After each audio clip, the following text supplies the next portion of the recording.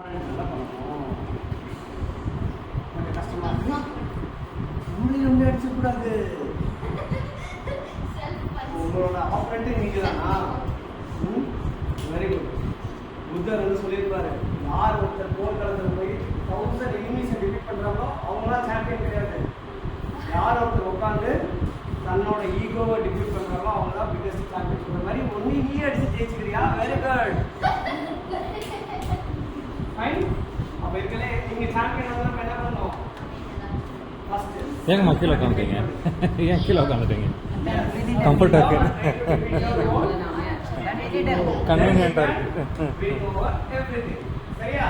Okay, one walking step. இப்போ என்ன பண்ணுங்க, ஃப்ரண்ட் ஹேண்ட் இருக்கா?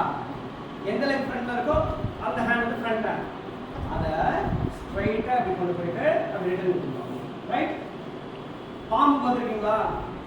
பாம்பு எப்படி கொத்தும்? கொத்திட்டு நிற்காது. அது கடிச்சு பிடிக்கும் போது அதான் என்ன நம்ம அப்படி பிடிக்கும் போது பாம்பு